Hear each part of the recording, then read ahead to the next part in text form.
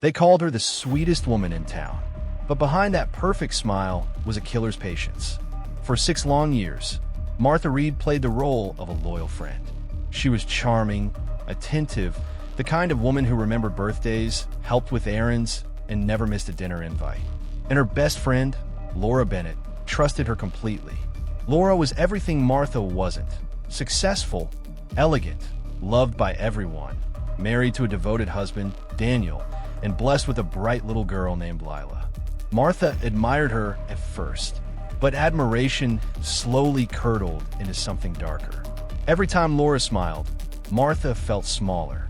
Every promotion, every compliment, every happy family photo posted on the mantle, it dug deeper into her insecurities. So one day, she decided to make things even. It started small, a helpful favor. A cup of tea here, a lunch delivery there. Only Martha knew what she was adding to it. Minute doses of poison, harmless in isolation, devastating over time. Laura's health began to fail slowly.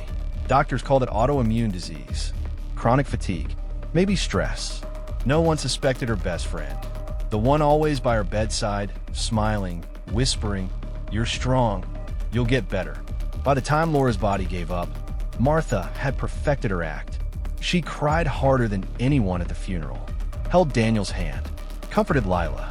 Within months, she moved in to help Daniel with the child. Within a year, she wore Laura's wedding ring.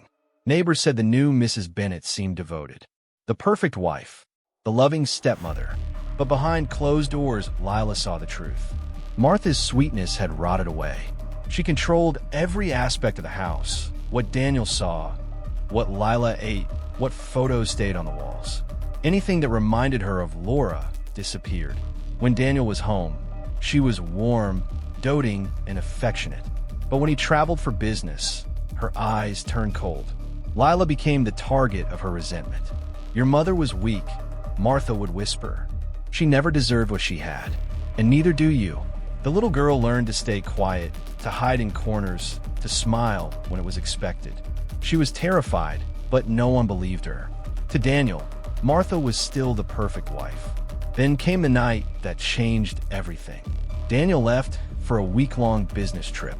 Martha waved him off with a kiss and a smile that didn't reach her eyes. But Daniel had a secret of his own. He was coming home early. He wanted to surprise his family.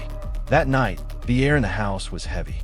Martha poured herself wine, turned up the music, and stared at a photograph. Laura's face, the one picture Lila had hidden in her room. Jealousy burned like acid in her veins. Hours later, Daniel pulled into the driveway. The lights were still on. The front door was unlocked. He stepped inside, calling out to his wife and daughter. Silence, then a faint sound, humming. He followed it to the kitchen and froze. The smell of smoke hung in the air. Martha stood motionless by the oven, her face pale, her hands trembling. On the counter was Lila's favorite toy, blackened, melted. Something terrible had happened. Daniel screamed her name, demanding answers. Martha turned to him slowly, her eyes distant, whispering, "I fixed everything, Danny. She won't ruin us anymore." He lunged for her, horror flooding his face. She grabbed a frying pan, hit him once hard enough to drop him to the floor. Then she reached for the knife. But before she could finish what she started, the neighbors burst through the door, drawn by the commotion and the smell. They pulled Daniel to safety. Martha didn't fight. She just smiled and said, "You should thank me. I did what she never could." At the police station, her calm never broke. She confessed to everything. The poisoning, the manipulation, the lies. Every detail spilled from her lips like she'd rehearsed it for years.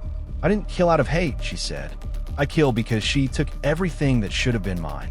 The courtroom was packed the day the verdict came down.